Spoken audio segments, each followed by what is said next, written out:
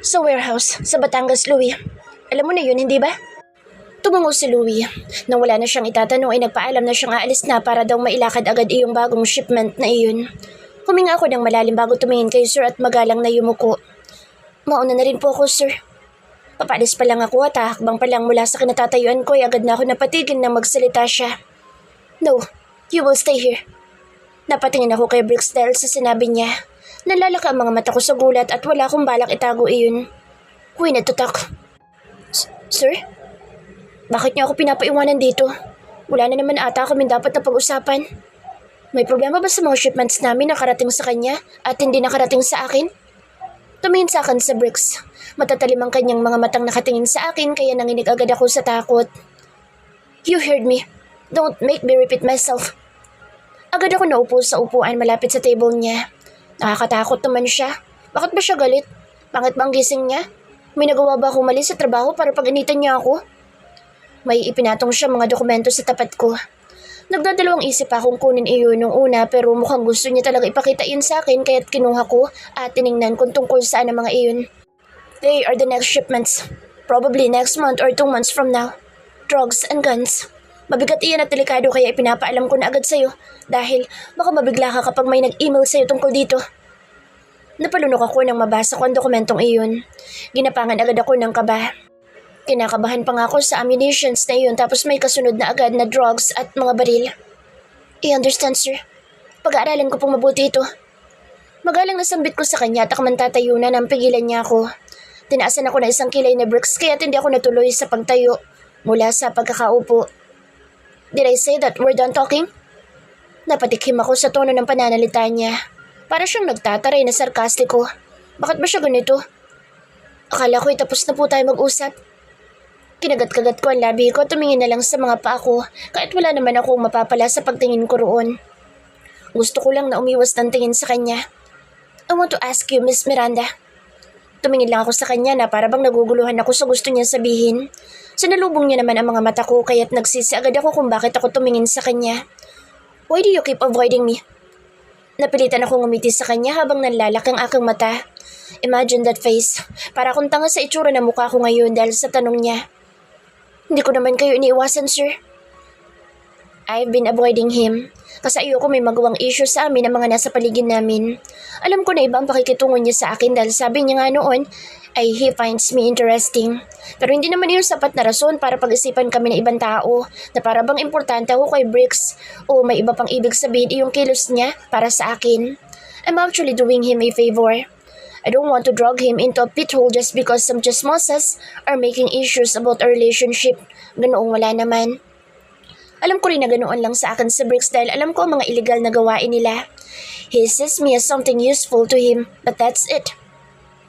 Hindi mo ako iniiwasan pero sa tuwing magpapapirma ka ng dokumento sa akin ay may uutusan kang iba. O iiwanan mo ka, Rebecca?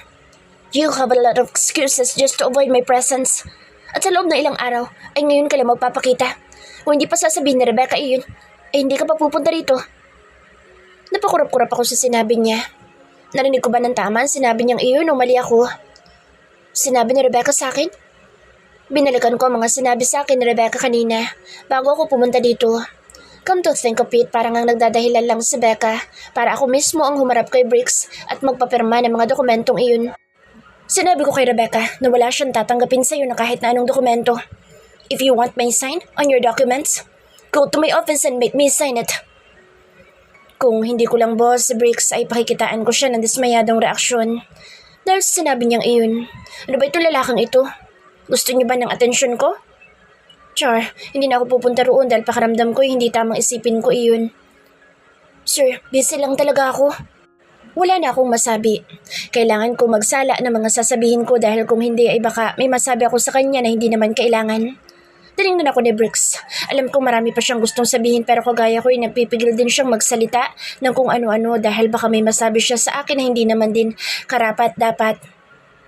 And what's with you and Bernard? Nabanggit niya sa akin na magkasama kayo at ihatid ka niya. Is he hitting on you?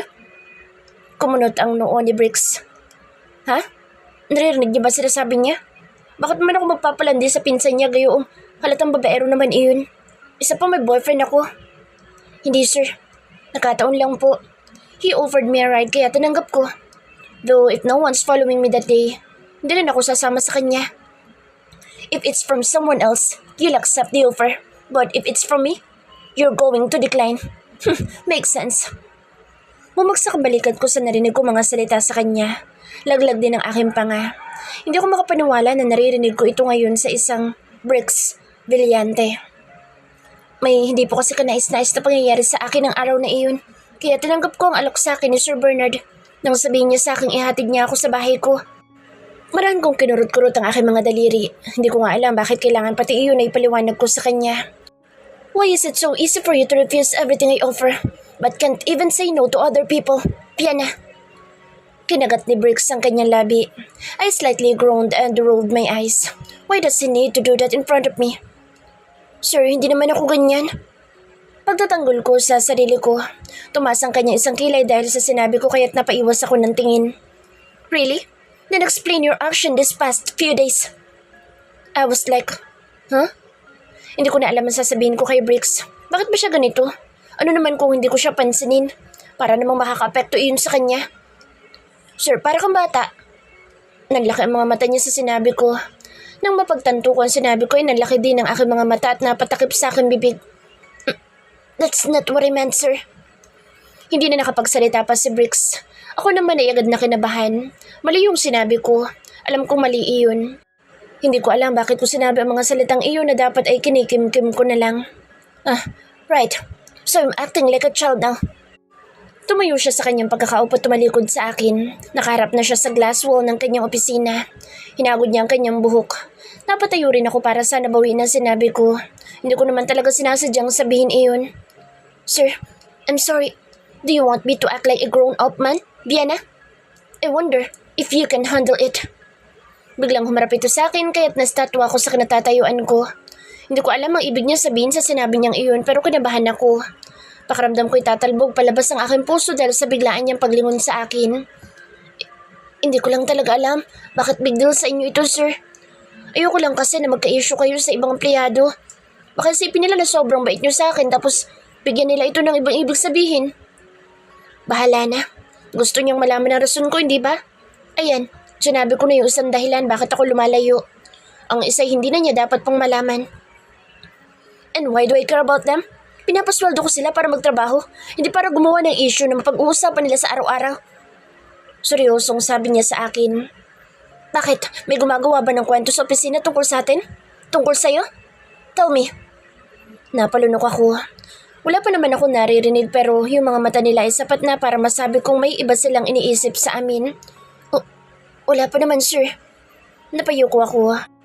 Gusto ko nang umalis dito pero baka isipin na naman niya iniiwasan ko siya. Huminga ng malalim sa Bricks at muling naupo. Bakit ba kasi talaga namin pinag-uusapan ito? Pasalamat siya't wala akong masyadong ginagawa ngayon. About what happened to you that day. Bernard told me everything. Napatingin ako sa direksyon niya dahil sa sinabi niya. Tumingin din siya sa akin bago dugtungan yung sinabi niya. You need to report me if something like that happens to you, Vienna. We have a lot of enemies and you being our broker who handles our illegal shipments can be a target by those people who wants to retain important transaction and information that you possessed. You need to be extra careful. Sinasabi mo ba na hindi lang normal na pagnanakaw iyon? Tanong ko sa kanya. Malakas naman talagang pakiramdam ko na hindi rin iyon basta pagnanakaw lang.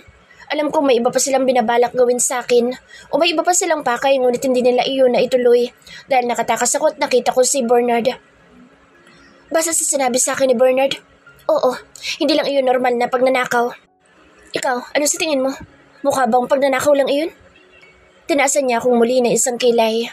Napayo ko naman ako at umiling. Sa susunod na may mangyari ulit sa iyong ganoon, o may nararamdaman ka umaaligid sa iyo, please let me know. Hindi natin alam kung sino may balak na masama sa iyo dahil konektado ka sa amin o yung ginagawa lang na masama para sa pansarili nila. Either way, report it to me. Call me. You have my number, Vienna.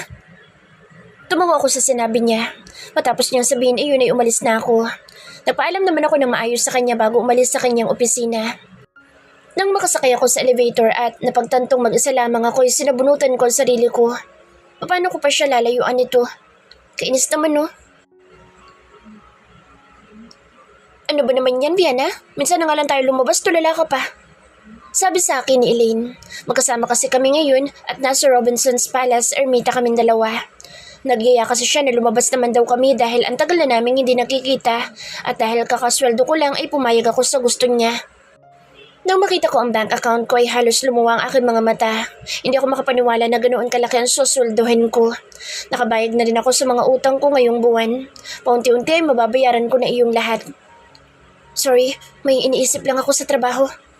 Kahit hindi naman tungkol sa trabaho ang iniisip ko. Ano ka ba? Kaya nga tayo nandito ngayon para mag-chill, hindi para magpaka-stress.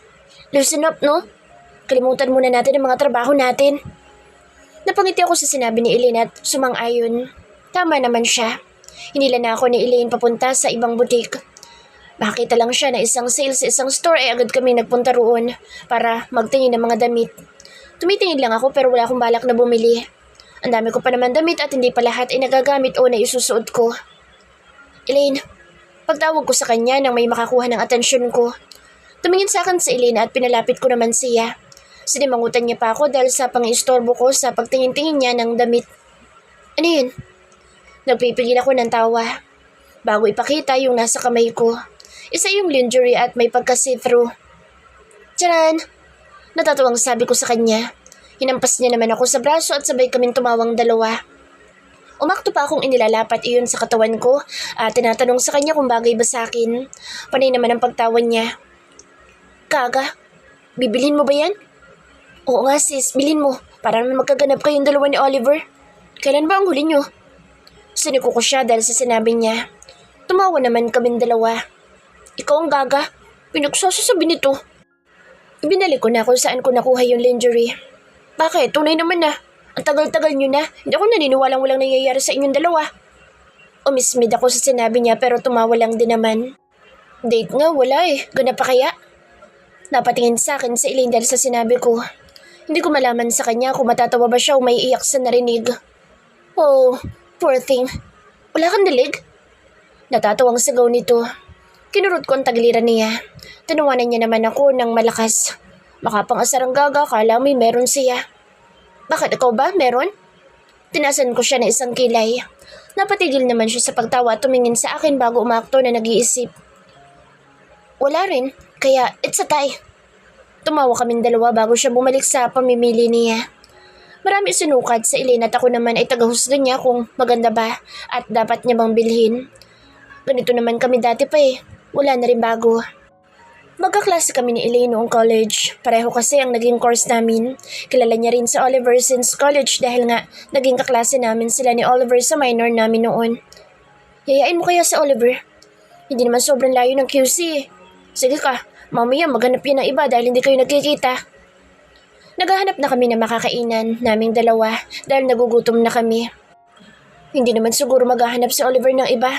Isa pa, hindi naman ako nagkukulang bilang girlfriend niya.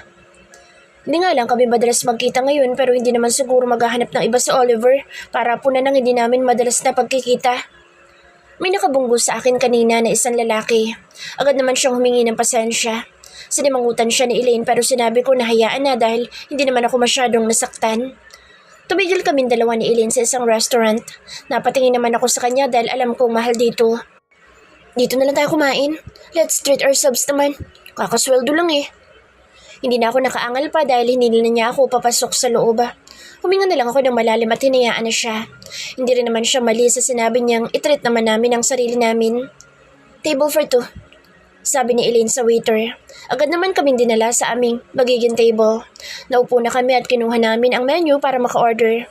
Umalis na rin yung waiter nang makuha ang order namin. May kausap sa Elaine sa cellphone. Sa tingin ko ay tracker dahil tungkol sa delivery ang naririnig ko. Mabuti na lang lahat ng shipment ko ay na-release ko na kahapon, kahit yung mga ammunitions. Laking gulat ko rin talaga at hindi yun nahuli. Kinakabahan pa naman ako na baka malaman ang tunay na laman at mayari agad ako. Pinagmasdan ko ang buong kapaligiran ng restaurant. Maganda naman talaga iyon. Ngayon na lang ulit ako nakaapak sa ganitong kainan dahil dati ay inuna ko magbayad ng utang kaysa ang pumunta sa mga ganitong lugar. Napatigil ang aking pagtingin-tingin sa loob ng restaurant nang mapansin ko sa hindi kalayuan sa amin ang mga matang nakatingin din sa akin. Ngumisi ito nang sa wakas ay magtama ang paningin namin dalawa. Nalaki ang mga mata ko sa gulat at agad na nag-iwas ng tingin. Napatingin pa si Elaine sa akin dahil sa biglaang ikinilos ko. Oh God, bakit nandito si Briggs? Sinilip kong muli kung saan ko nakita si Briggs kanina. Iniisip na baka namamalikmata lamang ako. Agad ako nag-iwas nang mapatunayan ko na hindi ako namamalikmata lamang at si Briggs talaga iyon. Hindi na siya nakatingin sa akin dahil nakikipag-usap na siya sa isang magandang babae. Oh, is that his new girlfriend? Uy, ano nangyari sa'yo? Nagulat ako sa'yo kanina. Para ka may pinagtataguan. Agad na tanong sa akin ni Elaine nang matapos siyang makipag-usap sa telepono niya. Umiling naman ako. Hindi ko na lang sasabihin sa kanya na nakita ko lang naman ang boss ko. Dumating na ang order namin kaya't pumalakpak ang kanyang mga kamay sa tuwa. Nag-umpisa na kaming kumain kahit pakaramdam ko ay may mga matang tumitingin sa akin. Hindi ako sigurado. Pakaramdam ko lang naman. Jeez, dapat ay tigilan ko na isipin na nakatingin sa akin si Briggs. Sino ba naman ako para tingnan niya? Hindi na ako muling tumingin sa direksyon ni na Briggs. Mamaya isipin niya pang tinitingnan ko siya eh. Nakapagkwentuhan na lang ako kay Elaine at natatawa sa mga kabaliwang pinagkukwentuhan namin. Girl, baka naman may jowa sa inyong opisina. Pakilala mo naman ako. Tinawanan ko siya sa sinabi niya. Hinampas niya naman ako dahil sa pagtawa ko sa kanya. Marami, pero hindi ko kasi alam kung sino doon ang single sa hindi. Hindi naman para interviewin ko sila isa-isa, no? Ngumuso si Elaine sa akin dahil sa sinabi ko kaya lalong lumakas ang pagtawa ko. Mabait bang boss mo? Natigilan ako sa biglang pagtatanong niya tungkol sa boss ko. Hindi ko alam isasagot ko. Ituro ko na lang kaya sa Briggs kung nasaan siya ngayon. Siya na ang mag-judge. Oo, mabait naman. Intimidating lang. Lagi kasing seryoso. Base na lang sa mga sinabi ng iba ang sinabi ko sa kanya. Kasi para sa akin, hindi naman lagi seryoso si Briggs. Madalas pa nga akong pinagtitripan nito. Naku, si Sir din. Ganun siguro talaga kapag matanda na. Napatigil ako sa pagkain dahil sa sinabi niya bago tumingin sa kanya. Hindi pa matanda ang boss ko. Binata. Mga mas matanda lang siguro sa atin na ilang taon. Nanlaki ang kanyang mga mata sa sinabi ko. Para bang gulat na gulat itong marinig iyon. Uy, patingin? May picture ka? Jojowain ko yan. May girlfriend o wala? Excited na tanong niya sa akin habang pinapakuha ang cellphone ko at tinatanong ko may picture ako. Wala ko litrato ng boss ko, no? Hindi ko alam kung may girlfriend. Alam ko kasi babaero. Tunay naman, naabutan ko pa nga siya na may kasamang babae noon sa kondo niya. Gano'ng katanda? Curious ako. Hanap tayo ng pwede i-compare. Tapos sabihin mo kung medyo ganoon, okay? Para ma-imagine ko naman. Kinikilig na sabi niya. Napangiwi naman ako dahil sa inaakto niya. Napailang ako at uminom ng juice. Siya naman ay tumingin sa paligid. Diana, parang ganun ba? Sinundan ko ang tinuturo niya at halos may buga ko ang juice na iniinom ko nang si Briggs ang itinuro ni Elaine. Tinampal ko na mahina ang kanyang kamay para ibaba niya iyon. Mabuti na lang at abala si Briggs makapag-usap sa babaeng kausap niya kaya hindi niya napansin ang ginagawang panunuro sa kanya ni Elaine. Huwag kang ang manuro dyan. Nakakahiya kapag nakita ka. Umismid ako at uminom na lang muli ng juice. Bakit ba? Pero ganun nga? Shit, kung oo, ang gwapo ng boss mo. Feel ko hindi ako makapagtrabaho na maayos kung ganyan na makikita ko araw-araw. Ang saya naman. Umakto pa siya na parang pinapangarap niya na siya ang nasa posisyon ko. Akala niya ba madali? Hindi. Dahil lumahanap ako ng paraan para lang maiwasan si Briggs na hindi nito nahahalata. Nahihirapan talaga ako. Tumigil ka na nga dyan. Mami, makita ka niyan. Sabunutan ka pa ng kasama kasi tinitingnan mo boyfriend niya. Tumayo na muna ako at nagpaalam sa kanya na magsi-CR lang. Tumango naman siya habang nanatiling nakatingin kay Briggs. Napailing na lang ako sa kanya at nagpunta na ng CR. Hindi naman ako masyadong nagtagal doon. Inayos ko na rin ang itsura ko. Medyo nawala na kasi ang lipstick ko dahil sa pagkain ko. Naglagay akong muli ng konti bago lumabas ng CR. Nagulat pa ako at halos bumalik muli sa CR ng mga babae na makita ko sa Briggs sa labas at nakahilig sa pader habang nakahilukip-kip. Huminga ako ng malalim bago pilit na ngumiti sa kanya. Baka isipin na naman niya, iniiwasan ko siya kapag hindi ko siya pinansin. Lumapit ako sa may sink at naghugas ng kamay. Tinignan ko na rin ang sarili ko sa salamin. Kinilabutan ako nang makita ko ang refleksyon ni Briggs sa salamin. Sa hindi malamang dahilan ay parang may kung anong nagwawala sa tiyan ko dahil lang sa refleksyon niyang iyon. That girl? Is she your friend? Tumingin ako muli sa refleksyon niya at tumango. Tumango din naman siya bago ngumisi. Kanina pa siya nakatingin sa akin eh. Gusto kong iuntog ang sarili ko sa salamin dahil sa kahihiyan. Ang sabi ko kay Elaine ay huwag niyang titigan si Briggs dahil alam ko kung ano isipin nito kapag nahuli siya. Ngumiti ako bago humarap sa kanya. Naku sir, pagpasensyahan niyo na po yung kaibigan ko. Ganun lang po siya pag minsan. Hilig tumingin sa mga taong nakikita niya. Halos maglaho ang aking pagngiti sa kanya nang maramdaman ko ang paglapit niya sa akin. Napaatras naman ako at agad ako nakaramdam ng kaba at pagbilis ng pagtibok ng aking puso. Oh, really? Napasingap ako nang sabihin niya iyon sa mababang boses. Hindi ko na nagawang umatras pa dahil sink na iyong nasa likod ko. Kinagat ko ang labi ko. Umaasang ititigil niya na ang paglapit sa akin. Nagtaasan ang aking balahibo nang maramdaman ko ang kamay niya sa may likod ko. Nalaki ang aking mga mata at nag-iisip kung paano siya patitigilin sa ginagawa niya. Bakit siya biglang ganito? Akala ko ba'y nirarespeto niya ang relasyon namin ni Oliver? Bakit bigla niyang hawakan ang likod ko? Hindi ako nagpi-feeling maganda pero... Sir, got it. Parang may kinuha siya na nakadikit sa akin damit. Agad niyang inilayo ang kamay niya sa akin at umatras na rin. Natulala ako. Hindi alam kung ano nangyayari. This is a tracker, Vienna. Good thing I noticed it. Or else, they will know your location. Ipinakita niya sa akin yung nakuha niya sa likod ko. Nanlaki ang aking mga mata sa gulat. Maraming tanong ang namuo sa aking isipan. May umiilaw ditong kulay pula, ngunit hindi yun masyadong pansinin lalo na kung malayo ka. Saan ang galing yan? Naalala ko na may nakabunggo sa akin kanina. Posible kayang siya naglagay nito sa may damit ko? Hindi ko napansin. Hindi ko nga naramdaman eh. Napansin ko ang pagtatago ni Briggs doon sa kanyang bulsa, kaya agad ako nagtaka. Hindi mo ba yan sisirain? Para hindi na nila malaman pa kung nasan ako? Why should I destroy something that can lead me to my enemies? You're being targeted because you are connected to me. Hindi ko alam bakit kumikilos na agad sila. Gayong nakakasiguro ako na alam naman nila na baguhan ka pa lang sa trabaho at wala pong masyadong nalalaman. But let's see who's behind this. Nakangising sabi ni Briggs. Parang hindi man lang siya natatakot o nangangamba. Baka mapahama kayo sir sa binabalak nyo. Nag-aalala ko sabi sa kanya.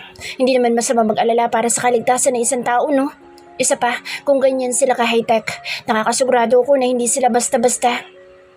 You're concerned about me? Now? After ignoring me? May panunuya sa kanyang tono.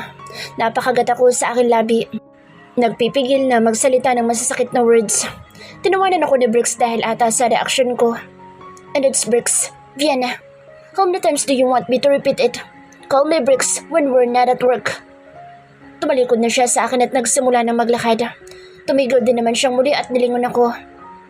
And, be careful, okay? Ngumisi siya bago tuluyang umalis. Nakakapikon siya na ewan talaga. Pabalik na rin ako ng table namin ni Elaine nang makasalubong ko siya. Ang tagal mo naman. Magsa-CR din ako. Mag-bill out ka na. Bumalik na ako sa table namin at sumayanyas na sa waiter ng bill out. Nakita ko naman si Briggs at yung kasama niyang babae na papaalis na rin ng restaurant. Ma'am, bayad na po ang bill niyo. Napatingin ako doon sa waiter. Bayad na? Binayaran na ni Elaine? Pero kakasabi niya lang na mag-bill out na ako Sino nagbayad? Naguguluhang tanong ko. Itinuro ng waiter yung table kanina ni Briggs na ngayon ay wala ng tao. Ay, umalis na sila ma'am. Yung lalaki po doon ang nagbayad. Kung hindi ako nagkakamali ay tinawag siyang Mr. Valiante ng manager namin. Ngumiti na lang ako sa kanya at umalis na naman siya. Tumingin ako sa labas ng restaurant. Umaasa na baka makita ko pa si Briggs ngunit hindi na. Hinintay ko na lang na makabalik sa Elaine para makaalis na ng restaurant. Bayad na ba? Tanong niya. Tunutukoy iyong bill. Tumango ako na siya na may kinagulat niya. Umakto pa siyang napatakip sa kanyang bibig. Ikaw ba nagbayad? Wow, Vienna. Napailing ako nung umarte siyang parabang natatouch siya sa ginawa kong pagbabayad ng bill. Hindi naman ako ang nagbayad ng bill namin. Pero paano ko paliliwanag sa kanya na si Briggs ang nagbayad ng kinain namin? Wala ka na bang bibilhin? Uwi na tayo? Tanong sa akin ni Elaine. Napatingin ako sa aking orasan at napansin na malapit na palang mag-alas 5 ng hapon. Tumango ako kay Elaine kaya't nagpa siya na kami lumabas ng mall at umuwi.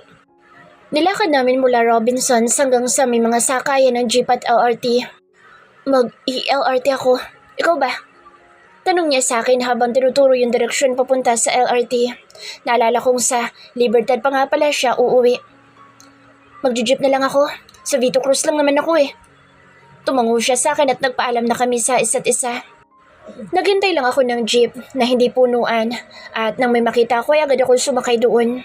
Kumuha ko ng barya sa aking pitaka at nagbayad. Iniabot naman ng mga nasa unahan ko ang bayad ko. Tahimik lamang ako sa biyahe. Iilan lang din ang sakay ng jeep. Siguro ay dahil Sabado kaya't hindi rin masyadong punuan ang mga jeep ngayon. Halos lahat kasi sa mga tao ay walang trabaho ngayon. Maraming bumaba nang tumigil ang jeep sa may Quirino. Halos 4 na lang kaming natira sa loob. Umusod ako malapit sa may labasan ng jeep dahil puro lalaki ang mga kasama ko. Hindi na masamang mag-ingat, hindi ba? Patingin-tingin sa akin yung isang lalaki kaya naman sinisimangutan ko siya. Sabihin na niyang masama ugali ko pero mas okay na iyon kasi naman patuloy niya akong bastusin. Hindi lang talaga ako bungangera dahil kung hindi ay kanina pa ako nakapagtalo sa kanya. Nang matanaw ko, ang may Starbucks sa Vito Cruz ay bumaba na ako ng jeep kahit na medyo malayo pang akin dapat babaan. Mas gugustuhin ko na lang na maglakad kasi naman patuloy akong pagpiyastahan ng lalaking iyon. Gusto ko man siyang sampalin ay natatakot ako na baka may mangyari pa sa aking hindi maganda. Habang naglalakad ako papauwi sa apartment ay nararamdaman ko may sumusunod sa akin kaya naman gumawa ako ng paraan para mailigaw sila.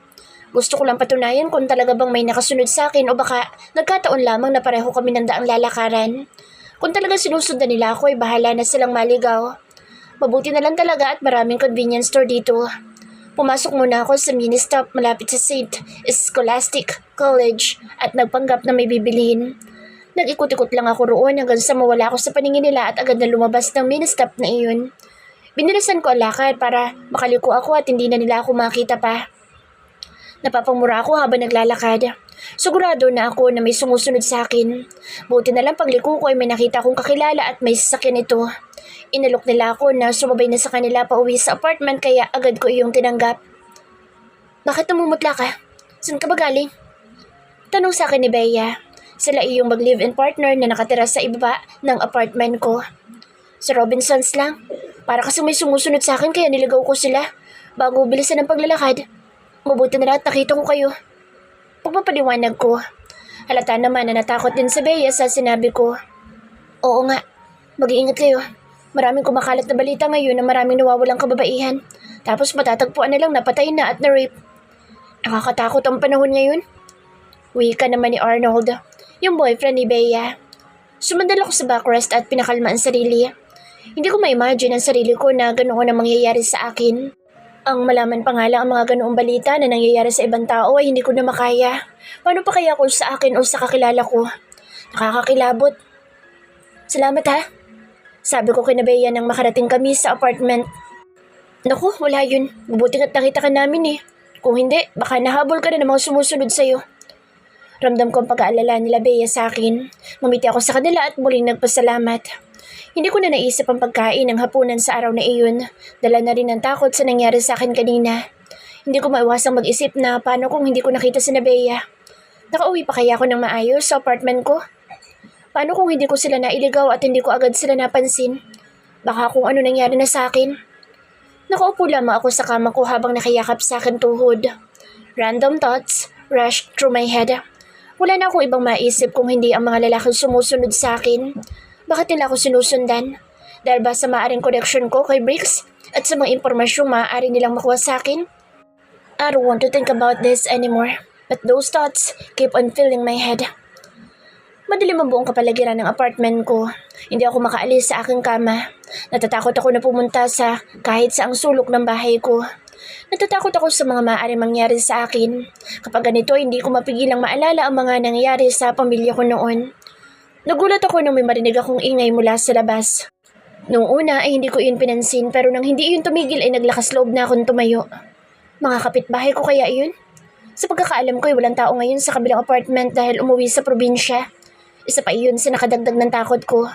Kung sisigaw ako ay wala agad makakarinig sa akin dahil wala akong kasama sa floor na ito ngayon. Lumabas ako ng kwarto ko at suminghap. Hanggat maaari ay hindi ako gumagawa ng kahit na anong ingay para kunwari walang tao sa loob ng apartment ko. Sa bintanang nakasara malapit sa pintuan ng apartment ko ay nakakita ako ng mga anino. Agad ako napaatras sa nakita ko at bumalik ng kwarto ko. Isinara ko ang pinto at nagtago roon. Base sa ingay na ginagawa nila, itinatangka nilang sirain ang pinto ng apartment ko para makapasok dito. Hindi ko alam kung anong kailangan nila. Magnanakaw ba sila o may iba silang binabalak? Kinuha ko ang cellphone at ang una kong tinawagan ay si Oliver. Puro ring lang ang naririnig ko ngunit hindi ito sumasagot. Nang makarinig ako ng malakas na ingay at ilang pagmumura, ay naiyak na ako sa sobrang kaba. Please, answer my call. Patuloy pa rin ako sa pagtawag kay Oliver ngunit wala siyang sinagot sa tawag ko kahit isa. Nanginginig na ang kamay ko kaya't hindi ko na mapindot ng maayos ang screen ng cellphone ko. Kung sina Chad, Venice at Elaine ang tatawagin ko ay hindi naman sila agad makakapunta dito dahil malayo ang kinaroroonan nila. Briggs. Iyon ang pangalan pumasok sa isipan ko. Agad kong hinanap ang pangalan niya ngunit bago ko pa man iyon mapindot upang matawagan ay nakarinig na ako ng pabalang na pagbukas ng pintuan ng apartment ko.